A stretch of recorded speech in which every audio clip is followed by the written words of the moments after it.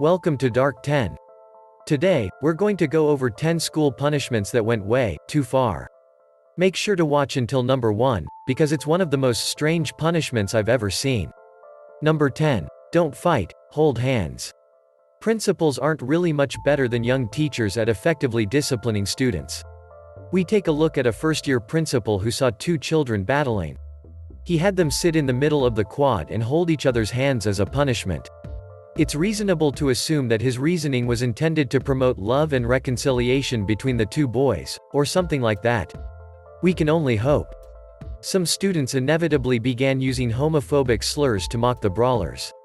Anyone who recalls high school, when they were at their most immature, would have predicted such a reaction and would have taken a more the common path. The incident went viral on social media, and when the parents found out about it, they demanded that the principal be fired. Number 9. Child threatens peers with bubbles. While many of the entries on this list are from Texas, where there is a certain pride in being lawless, this incident occurred in Pennsylvania, where a 5-year-old kindergarten student was accused of being a terrorist after she threatened another student with her bubble gun. A Hello Kitty bubble gun, no less, when she threatened another student with her bubble gun. After hearing the incident, a school official wanted to search her bag, but no dangerous weapon was found. Despite this, the kindergartner was sentenced to 10 days in prison for bringing a terrorist weapon to class. As her parents found out about the punishment, they retained a prosecutor, and the penalty for becoming a patriotic Hello Kitty fan was shortened to a 2-day suspension instead. Number 8. Stop playing with your hair. Getting on a teacher's nerves can lead to a trip to the principal's office, or even to the principal's house.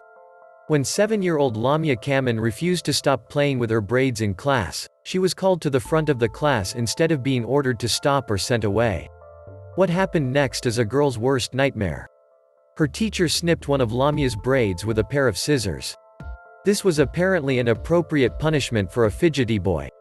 Lamia's mother asked the teacher about the incident later, and she received a clumsy middling apology. Lamia was subsequently transferred to a different classroom, and the teacher was placed on administrative leave without pay. Number 7. Child eating monster closet. Remember when you were a kid and you thought there was a monster hiding in your wardrobe or under your bed? Some pre-kindergarten teachers in Houston, Texas decided to play on this paranoia by putting some unruly 4-year-olds in a janitor's closet, as if that's a thing, and telling them that monsters were going to eat them. They then used their feet to barricade the door so that when the kids tried to flee, it would be clear that they were in control. One of the boys reportedly puked because he was crying so hard. Thankfully, these teachers were fired, but not before they had completely traumatized a large number of students. Number 6. Dog cones are the new dunce caps. One Florida teacher, why does this stuff always happen in Florida and Texas, we'll never know, decided that the best way to deal with her rowdy students and punish any who didn't follow the rules was to make them wear dog cones around their necks. Although these cones are normally used to prevent dogs from chewing and licking away at their stitches during surgery, they were used to make her students feel less than human in this situation. It's still unclear how this teacher felt she could get away with this in the age of cell phones, because the students in the class began snapping images of each other wearing the modern-age dunce caps and uploading them on their social media pages almost instantly. The teacher was suspended without pay after the parents and school learned of this new twist on an outdated method of discipline. Number 5. Tardiness will get you in jail. Diane Tran was a full-time honors student who supported her family by working 2 part-time jobs on the side. And it turns out that being an overachiever is a felony in this part of Texas, because Diane missed 11 days of school in a 6-month span due to her crazy schedule to support her family and succeed for herself. Diane was charged with a misdemeanor and jailed for 24 hours for having more than 10 unexcused absences in that time period, as required by state law. The charges were later dropped by a judge, but no news about what happened when she missed work while incarcerated. Number 4. Dress code violators sent home by police. Being a student is never easy, and it's even more difficult when your family lacks the financial means to assist you in meeting those social obligations. This fact was painfully obvious to a 5-year-old student who was wearing the wrong color shoes. The police took the boy out of class and brought him home. The child's parents couldn't come up with the money to buy black shoes that met the dress code, so his mother painted a pair of red and white shoes black instead. Because of the nature of the color crime, some of the ink undoubtedly came off, exposing the ruse, and the boy was forced to be traumatized in front of his peers after being extracted by the cops and taken home. Number 3. What's wrong with Matt Bonner? When you start punishing students for their, occasionally ridiculous, haircut choices, you're just cutting hairs with the authorities. And that is exactly what happened to Patrick Gonzalez, a 12-year-old middle schooler, in 2012. Patrick had a picture of his favorite NBA star, Matt Bonner, carved into his skull. The school concluded that Patrick's creative hair choices were too much for him, and he was suspended.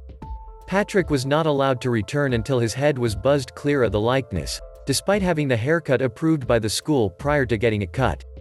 Number 2. The search for ibuprofen. We all get headaches now and then, but when a fellow student reported Savannah reading for having prescription-grade ibuprofen pills in the classroom, a headache was the least of her worries. Despite the fact that this is the equivalent of 2 normal-sized Advils, school officials evidently had to conduct a strip search. After becoming dissatisfied with the unauthorized search of Savannah's bag, school officials took her to the nurse's office, where they strip-searched her for the alleged offense. Savannah's parents took the case to court after learning of the incident later to try to bring some sanity to the situation. Number 1. Learn to read, or else. Negative reinforcement is never a positive way to train anyone or something, but 4th grade teacher Summer Larson found herself facing some negative reinforcement of her own when she tried to use it to help her students understand. In an attempt to persuade her students to meet their reading goals, she encouraged those who succeeded to draw on the faces of those who failed in order to persuade them to work harder and learn more. After they failed, she issued an ultimatum to the lagging students. They could either miss recess or encourage the students who did pass to draw on them. 6 of the 9 failing students refused to give up recess and instead encouraged their classmates to draw on them. Subscribe Dark 10 and turn on notifications so you don't miss more videos of creepy, interesting, or scary facts and much more. Check out this playlist of my Dark 10 videos of crime and killers, and I'll see you in the next video. Take care.